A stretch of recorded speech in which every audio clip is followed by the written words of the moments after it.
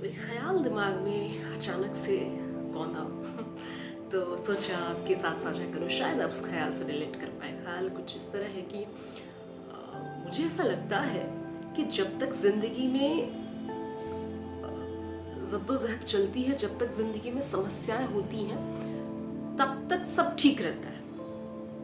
समझना, जब तक जिंदगी में समस्याएं हैं, जब तक आपके भीतर कुछ पाने की चाहत है, कहीं पहुंचना है, पैसों की कमी है, करियर सेट नहीं है, माता पिता के ख्वाब पूरे नहीं हुए हैं अभी आपको जो करने हैं, जब तक ये सारी चीज़ें अधूरी हैं तब तक ज़िंदगी एकदम सही चल रही है। जैसे ही आपने ये सारी चीज़ें पाली, मतलब पैसों की कमी से आप उभर गए, एक एक एक ठीक ठाक करियर है जिससे आप सेटिस्फाइड हो, एक ठीक ठाक पगार है जिससे आप सेटिस्फाइड हो, ना बहुत कम है ना बहुत ज़्यादा है, पर हाँ ज़िंदगी चल सकती है उतनी है। हाँ, माता पिता भी बड़े खुश हो गए हैं, उनको भी प्राउड है आप पर।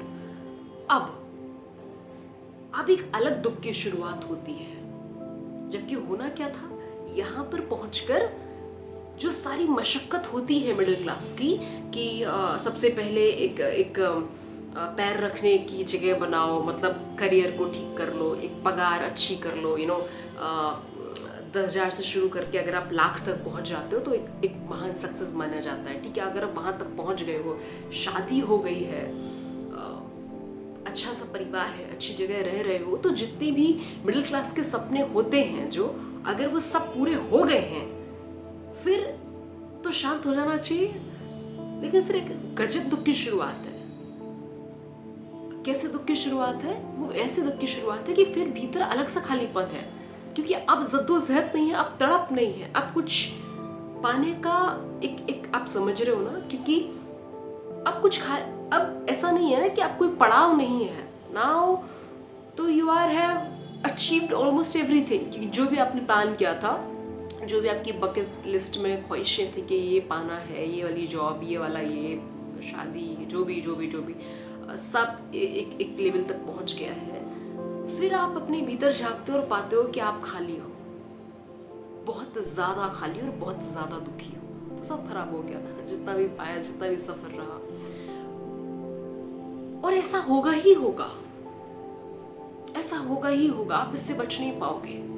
शायद तभी स्वामी विवेकानंद जी ने बड़ी अच्छी बात कही थी, जब तक वो जीवित रहे, 32 की उम्र में हमें छोड़कर चले गए।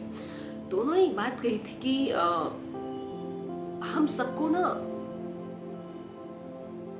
अपने सपने पूरे जरूर करने चाहिए, हम जो चाहते हैं वो जरूर पाना चाहिए, जो हमारी ख्वाहिशें वो जरूर पूरी होनी चाहिए, ताकि आपको ये पता चल जाए कि ख्वाहिशों के पूरा होने में, आपके सपनों के पूरा होने में कुछ नहीं रखा है। और अगर ये पूरे नहीं हुए ना, तो आपके मन में मलाल रहेगा, वो फेल्योर वाली भावना रहेगी कि सारा मैं कुछ कर नहीं पाया, मैं कहीं पहुंचा नहीं।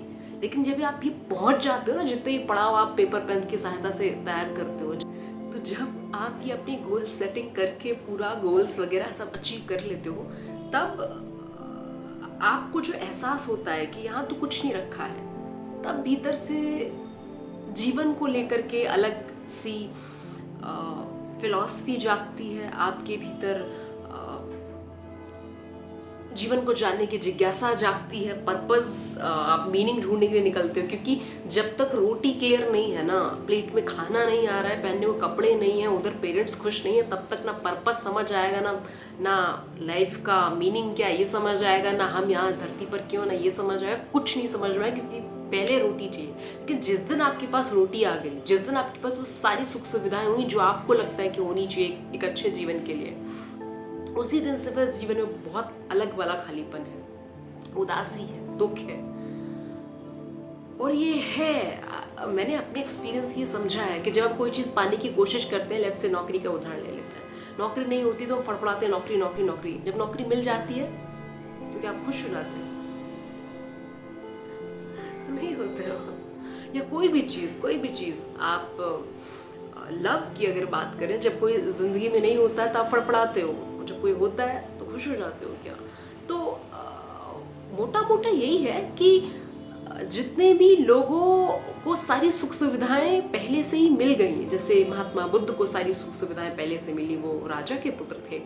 आपके महावीर जैन राजा के पुत्र थे, नचिकेता राजा के पुत्र थे, इन सारे लोगों को जो वैराग्य जागा, जो जो जीवन को जानने की जिज्ञासा जागी, ये मात्र 24 वर्ष की उम्र में इसीलिए जागी क्योंकि इनको सब मिल गया था, इनको कुछ चाहिए ही नहीं था। इन्होंने ये सब कुछ भोग कर जाना जो आप 60 साल में इकट्ठा करके भी नहीं तृप्त होते हो, वो ये था इनके पास ऑलरेडी। तो इनका पूरा जीवन बेकार नहीं हुआ। इनको 24 में समझ में आ गया था कि ये शोहरत में, ये जो सुख में, ये जो भोग विलास में कुछ नहीं रखा है, और तब ये 24 की उम्र में इस राह पर निकल गए। तो मुझे ऐसा लगता है कि अगेन वो स्वामी विवेकानंद वाली जो बात है कि सबको सब कुछ मिल जाना चाहिए ताकि ये समझ आए कि इसको पाने में कुछ नहीं रखा है, फिर भीतर से वैराग्य जागेगा। तो जितने भी अमीर लोग हैं ना, वो ज़्यादा समझदार इसीलिए होते हैं। अमीर का मतलब ये नहीं है कि मतलब अमीर भी दो तरह के अमीर होते हैं। एक होते हैं जिसकी भूख मिटी नहीं, जिसको आप कितना भी दे दो मिटी नहीं। एक वो अमीर है जो सेटिस्फाइड है, जो तृप्त है, जिसको और नहीं चाहिए। कुछ लोग हैं मुट्ठी भर अभी भी इस दुनिया में जो तृप्त हो चुके हैं, वो जागे हुए लोग हैं। सिर्फ तृप्त ही जाग सकता है, जो अतृप्त ही रहा है वो तो अतृप्त ही मरने वाला है, उसको तो छोड़ ही दो। तो मैं उसको अमीर कहती भी नहीं, क्योंकि वो गरीब है, वो अभी भी और की इच्छा कर रहा है, उसके अंदर अभी भी लालच है, तो किस बात का अमीर हुआ। तो जो तृप्त है वही ही इन बातों को समझ पाएगा, रिलेट कर पाएगा, वही ही इस दर्शन को जानने की जिज्ञासा में पड़ेगा। ये जितने भी हमारे दार्शनिक हुए हैं, जितने भी हमारे फिलोसफर्स हुए हैं, इनको पढ़ना चाहेगा, जीवन को जानना चाहेगा, थोड़ा बेहतर इंसान होगा वो, मुझे ऐसा लगता है। तो मैंने देखा है अपने आसपास लोगों को, इवन अपनी क्लोज्ड वंस को, कि उनकी लाइफ सेट है, एक अच्छे से पावदान पर है। बाहर वाले लोगों को देखने में लगता होगा क्या दुख है, पर वो भीतर से बहुत खाली। आप उससे बात करके देखें, आप झांकें उनके जीवन में, वो खाली हैं। उनको लग रहा है कि जो प्यार की परिभाषा थी वो प्यार नहीं है, या जो हम करियर को सोचते थे ऐसा सा होता होगा अगर हमें इतनी मोटी पगार मिलेगी, वैसा सा उनको नहीं महसूस हो रहा। या शादी के बाद उनको लगता था कि ऐसा सा लगता होगा अगर शादी हो जाएगी, पर उनको वैसा सा नहीं लग रहा। तो ये सब करके वो लोग जान पा रहे हैं कि वैसा सा नहीं हो रहा है। और ये तृप्ति नहीं आएगी, कैसे आएगी, संभव ही नहीं है, क्योंकि अब उनको ये लग रहा है कि कुछ और पाना है, तब शायद तृप्ति आएगी। पर ऐसा ही हमेशा रहने वाला है, हमेशा रहने वाला है। अगर आप आज एक पावदान पे खड़े हो, आपको लग रहा है कि 10 और ऐसे अचीव कर ले तब तृप्ति आ जाएगी, आई डोंट थिंक सो। क्योंकि वो अभी भी अगर नहीं जागे हैं तो आगे भी नहीं जागने वाले हैं। जागने से मेरा मतलब यहाँ है कि जीवन की समझ को बस जागृत कर लो। मैंने ये नहीं कहा कि पीले वस्त्र धारण करके हिमालय में बैठ जाओ, वो 2 तरह के संन्यास होते हैं। एक होता है संसार में रह करके आप जागे हुए रहो, सब जान लो, सब जैसे दिखो पर सब जैसे मत बनो। आपको देखकर लगना चाहिए तो मेरे जैसा है, पर आप उस जैसे नहीं हुई, आपको पता होना चाहिए। तो उसको अलग वाला संन्यास मैं समझती हूँ, वो ज़्यादा बड़ा संन्यास है। वो इधर ही रह रहा है सबके साथ, पर वो वैसा सा नहीं हो रहा है, किसी से भी अफेक्ट नहीं हो रहा है, कुछ भी भोग विलासता सुख सब कुछ देख करके फिर भी जरा सा भी डिस्ट्रैक्ट नहीं हो रहा है। तो ज़्यादा बड़ा संन्यास है। हिमालय पे जाकर तो कोई संत बन जाएगा, इधर रह करके दिखाओ ना। तो ये ज़्यादा बड़ी तपस्या है। तो बस व्याकुलता इस बात की थी कि जो उदासी है ये नहीं जाने वाली है। हम कुछ ना कुछ उदास होने का कारण ढूंढ ही लेंगे। सब कुछ ठीक होने के बावजूद भी जो बाहरी दुनिया को लगता है कि सब ठीक है, हम उदासी का कारण ढूंढ लेंगे, किसी न किसी चीज़ में ढूंढेंगे, कुछ कुछ खाली सा लगेगा, और वो खालीपन हमेशा रहने वाला है। तो